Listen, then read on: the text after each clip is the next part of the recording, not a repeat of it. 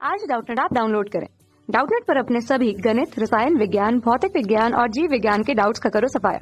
बस प्रश्न की फोटो खींचो, एक ही प्रश्न को क्रॉप करो और तुरंत वीडियो सोल्यूशन पाओ। अभी डाउनलोड करें। तो प्रश्न दिया हुआ है कि प्रकाश की कणिका सिद्धांत के आधार पर किन दो घटनाओं की व्याख्या नहीं की जा सकती है। ठीक है, तो देखो पहले तो जान लेते हैं कणिका सिद्धांत है क्या। तो कणिका सिद्धांत प्रतिपादित किया था न्यूटन ने।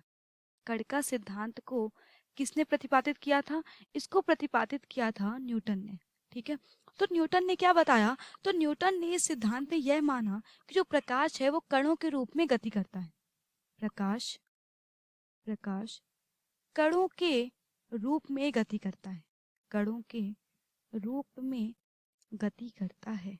ठीक है, और जब बात आई कि जो हमारा श्वेत प्रकाश है वो तो 7 रंगों से मिलकर बना हुआ है, तो उन्होंने ये बोला कि जो हमारे अलग अलग रंग हैं, तो अलग अलग रंग की जो कणिकाएं हैं वो भी क्या होती है, वो अलग अलग आकार की होती हैं। और ये जो कण हैं वो एक समान माध्यम में प्रकाश के वेग से गति करते हैं। किसके वेग से गति करते हैं?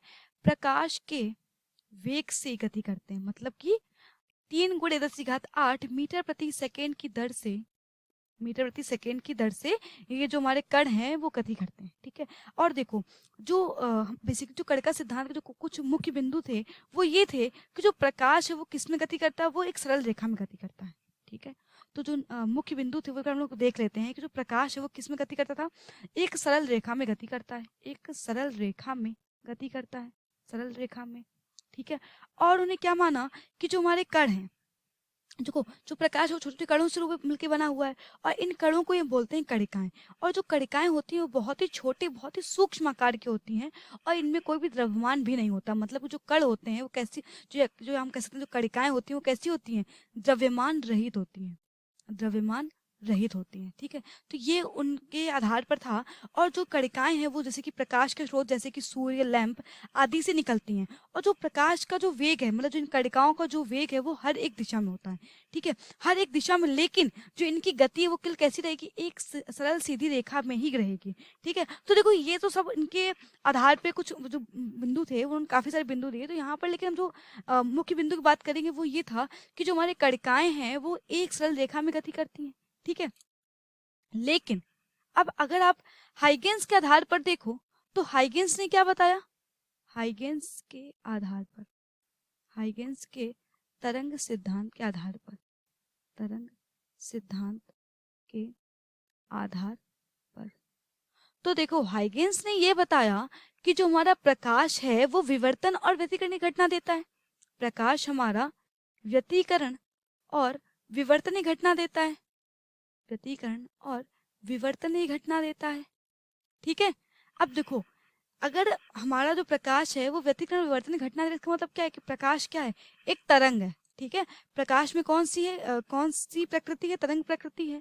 लेकिन अगर आप कणिका सिद्धांत के आधार पर देखो तो कणिका सिद्धांत क्या कहता है कि जो प्रकाश के जो कण हैं, आप जो ये कणिकाएं हैं वो एक सरल रेखा में गति कर रही हैं। जबकि आप विवर्तन में देखो तो विवर्तन में क्या होता है, जैसे ही हमारे जो हमारे सीधी रेखा में कह सकते हैं जो हमारे समतल तरंगाग्र जैसे ही किसी छिद्र या अवरोध से गुजरते हैं, वैसे ही क्या होती है, वैसे ही वो जो तुम्हारे समतल तरंगाग्र हैं वो आंशिक रूप से मुड़ जाते हैं, आंशिक रूप से मुड़ जाते हैं। ठीक है, कुछ इस प्रकार के हो जाते हैं।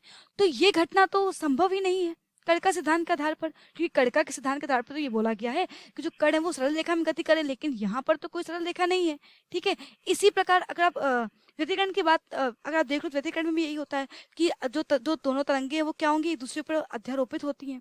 ठीक है, तो अध्यारोपित कुछ अगर देखिए कुछ इस प्रकार से तो अध्यारोपित होती है ना, मतलब कि दोनों जो तरंगे हैं वो कैसी होती हैं, वो हम कह सकते हैं कि गोलाकार तो होती हैं। ठीक है, या अगर आप एक और घटना ले लो, अपवर्तन की घटना। ठीक है, क्योंकि अपवर्तन की घटना भी कणिका सिद्धांत के आधार पर सिद्ध नहीं होती, क्योंकि अपवर्तन घटना क्या कहती है कि जैसे ही प्रकाश किसी एक माध्यम से दूसरे माध्यम में प्रवेश करता है, जो हमारा प्रकाश है वो एक माध्यम से दूसरे माध्यम प्रवेश करता है, तो वो या तो अभिलंब की तरफ झुकता है या अभिलंब से दूर झुकता है। ठीक है, ऐसे होता है। लेकिन कणिका सिद्धांत के आधार पर तो जो प्रकाश है उसको कैसा होना चाहिए, एक सरल रेखा में ही गति करना चाहिए।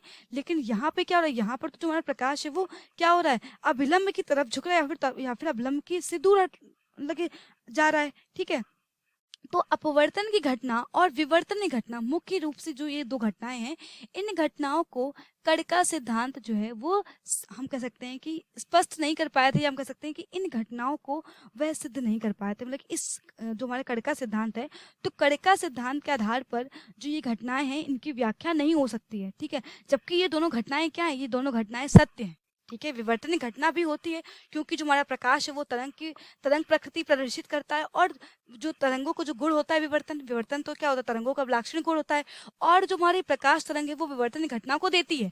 और अपवर्तन की घटना भी होती है, क्यों? जब प्रकाश जैसे ही वायु से जल में प्रवेश करता है तो क्या होता है, जो हमारा जो प्रकाश की चाल वो भी अलग हो जाती है, ठीक है। प्रकाश की चाल में परिवर्तन आता है, प्रकाश की तरंग दैर्घ्य में परिवर्तन आता है। तो क्यों आता है? क्योंकि वहां पर अपवर्तन की घटना हो रही होती है, ठीक है। तो इस प्रकार हम कह सकते हैं कि विवर्तन और अपवर्तन की घटनाएं, मुख्य रूप से ये दोनों घटनाएं ऐसी हैं क्योंकि जो इनकी जो व्याख्या है वो न्यूटन के इस कण का सिद्धांत के आधार पर संभव नहीं थी। हम कह सकते हैं इनकी व्याख्या नहीं कर पाई, क्योंकि जो सरल रेखीय, उन्होंने बताया कि जो हमारा प्रकाश वो कैसा गमन करता है, सरल रेखीय गमन करता है, ठीक है। तो परावर्तन की घटना तो सही हो गई कि देखिए जैसे ही प्रकाश जो है माध्यम परावर्तक तल से टकराएगा वैसे ही क्या होगा, तुरंत वापस लौट जाएगा। तो ये तो घटना मतलब कि सही हो गई। लेकिन जो अपवर्तन की घटना थी कि अपवर्तन की घटना में प्रकाश मुड़ रहा था, वो घटना क्या हो गई, वो घटना तो असत्य हो गई कण का सिद्धांत के आधार पर। क्योंकि जो हमारा कण का सिद्धांत वो तो बार बार एक ही बात पर फोकस कर रहा था कि जो हमारा प्रकाश है, जो हमारे कण हैं वो एक सरल रेखा में गति कर रहे हैं। जबकि विवर्तन में भी देखो जो हमारे तरंगाग्र है वो कैसा होता है, मुड़ जाते हैं, आंशिक रूप से तरंग मुड़ जाती है, या हम कह सकते हैं कि गोलाकार बन जाती है, आंशिक गोलाकार बन जाती है। तो इस प्रकार कह सकते हैं कि विवर्तन और अपवर्तन की जो दो घटनाएं थी वो ऐसी घटनाएं थी जो कण का सिद्धांत के आधार पर की व्याख्या नहीं किया सकती थी, ठीक है। तो यही हमारे प्रश्न का उत्तर है। धन्यवाद। कक्षा 6 से 12वीं से लेकर नीट, IIT, JEE वो एडवांस के लेवल तक 1 करोड़ से ज्यादा छात्रों का भरोसा। आज ही डाउनलोड करें डाउटनेट ऐप या व्हाट्सएप करें अपने सारे डाउट्स 8400 400 400 पर।